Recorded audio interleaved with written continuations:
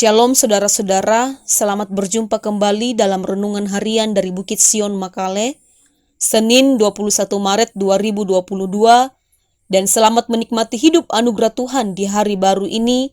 Kiranya kasih karunia dan damai sejahtera Allah makin melimpah atas kita.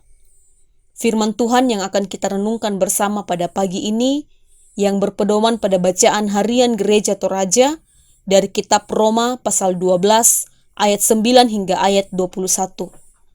Roma pasal 12, ayat 9 hingga ayat 21.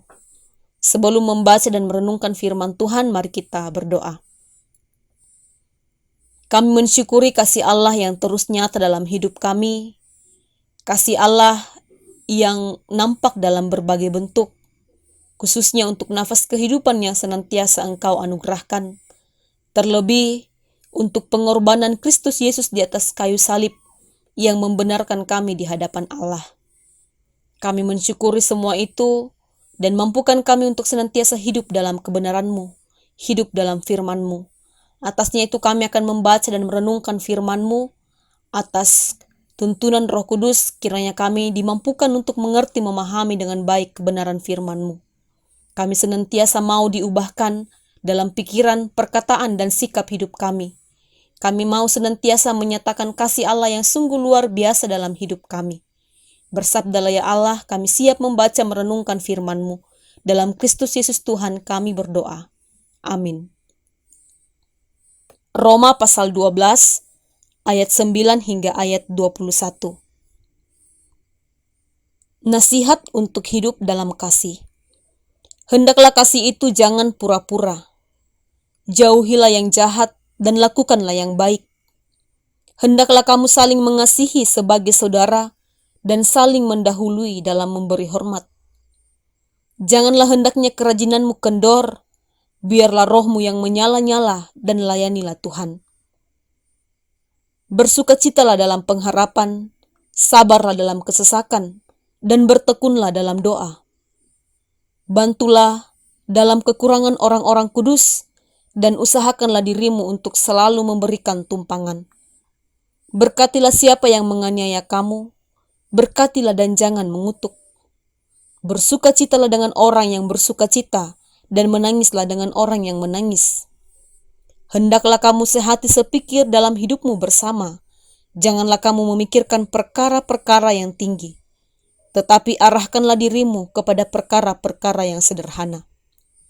Janganlah menganggap dirimu pandai. Janganlah membalas kejahatan dengan kejahatan. Lakukanlah apa yang baik bagi semua orang. Sedapat-dapatnya, kalau hal itu bergantung padamu, hiduplah dalam perdamaian dengan semua orang. Saudara-saudaraku yang kekasih, janganlah kamu sendiri menuntut pembalasan, tetapi berilah tempat kepada murka Allah, sebab ada tertulis, pembalasan itu adalah hakku. Akulah yang akan menuntut pembalasan, firman Tuhan. Tetapi, jika seterumu lapar, berilah dia makan. Jika ia haus, berilah dia minum. Dengan berbuat demikian, kamu menumpukan bara api di atas kepalanya. Janganlah kamu kalah terhadap kejahatan, tetapi kalahkanlah kejahatan dengan kebaikan. Amin. Bapak Ibu Saudara, dari pembacaan firman Tuhan hari ini, saya memberi tema untuk kita renungkan bersama, kasih orang percaya. Kasih orang percaya. Saudara-saudara, praktek kasih dalam kehidupan masyarakat secara umum mungkin telah dipraktekkan.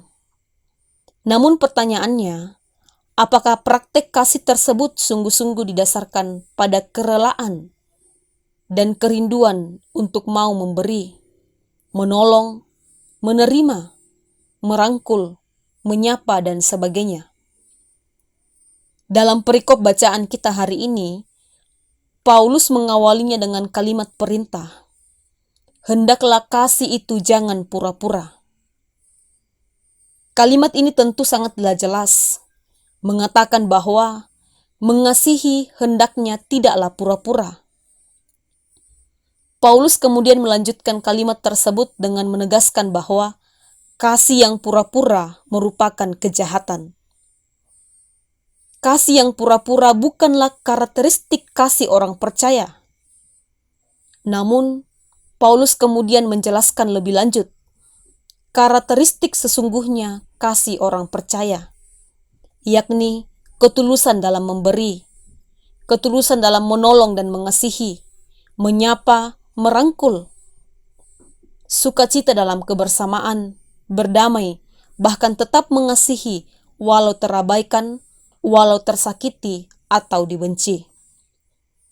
Saudara-saudara, tentu karakteristik kasih orang percaya itu didasarkan pada kasih Allah terhadap manusia.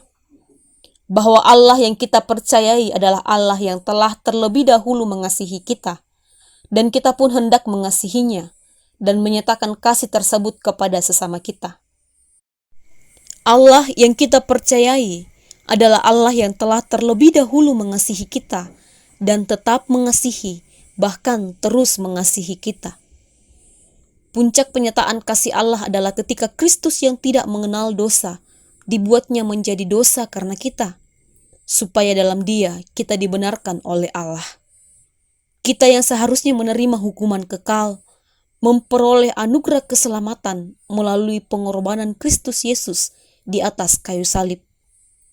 Itulah yang sedang kita hayati dalam minggu-minggu Prapaskah saat ini. Oleh karena kasih-Nya, Dia rela menderita, rela dimusuhi, rela diejek, didengki, dicurigai, dibenci, dihina, difitnah, ditinggalkan, disingkirkan, dicap sesat, dimaki, dijebak, diusir, dan berbagai-bagai penolakan yang diterimanya. Teladan kasih yang sungguh luar biasa. Saudara-saudara, sebagaimana Allah telah terlebih dahulu mengasihi kita, mari kita pun menyatakan kasih-Nya yang sungguh agung itu. Andar Ismail dalam bukunya Seri Selamat mengatakan bahwa mengasihi Allah hendaknya bukan sebatas melakukan ritual keagamaan seperti ibadah dan upacara keagamaan atau menjalankan kewajiban dan peraturan agama secara ketat. Bukan pula secara ornamental seperti mengenakan hiasan atau busana agama. Namun, mengasihi Allah hendaknya secara operasional dan fungsional, yaitu menunjukkan kasih setia kita kepada Allah dan semua kekasih Allah yang ada di sekitar kita. Mengasihi tanpa berpura-pura yang ditegaskan oleh Paulus, melainkan mengasihi dengan ketulusan tanpa pamrih. Itulah karakteristik kasih orang percaya sebagaimana yang juga Paulus jelaskan dalam pembacaan kita hari ini. Terpujilah Tuhan. Amin. Mari berdoa. Kami bersyukur ya Allah untuk firman-Mu yang boleh kami baca pada saat ini. Terus mengingatkan kami dan mengajar kami bagaimana kasih Allah yang sesungguhnya dan bagaimana hendaknya kami senantiasa menyatakan kasih-Mu yang sungguh agung itu terhadap sesama kami. Kami tahu Engkau telah terlebih dahulu mengasihi kami. Ajar pula kami untuk senantiasa mengasihi-Mu dan menyatakan kasih-Mu terhadap sesama kami dengan penuh ketulusan tanpa pura-pura. Dalam keterbatasan kami sungguh mengharapkan Roh Kudus senantiasa berdaulat atas hidup kami, menolong kami semua, memampukan kami semua untuk hidup dalam kebenaran-Mu. Baiklah kami senantiasa menyatakan kasih dalam keluarga kami, dalam persekutuan kami, di tempat kerja kami, di lingkungan kami, dimanapun kami berada. Makin banyak orang yang senantiasa menyatakan kasih Allah yang sungguh luar biasa tersebut. Bapa di sorga, mari kiranya senantiasa memberkati kami dalam setiap langkah kehidupan kami di sepanjang hari ini. Segala usaha dan pekerjaan kami, Tuhan yang menolong, kiranya boleh membawa kemuliaan bagi nama Tuhan, juga menghasilkan hasil yang terbaik.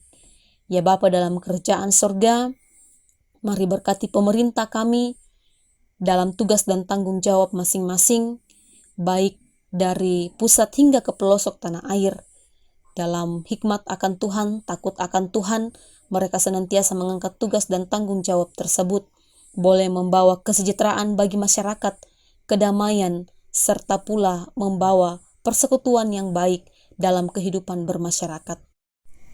Kami berdoa bagi saudara-saudara kami yang sedang dalam kelemahan tubuh oleh karena sakit penyakit, saudara-saudara kami yang berduka oleh karena ditinggalkan oleh orang-orang yang mereka kasihi, saudara-saudara kami yatim piatu, orang tua kami janda duda, juga lansia, saudara-saudara kami yang dalam pergumulan penderitaan, baik oleh karena peperangan, bencana alam, kelaparan, dan berbagai bentuk-bentuk penderitaan yang mereka alami. Kiranya kasih pemeliharaan Tuhan terus menjadi bahagian hidup mereka.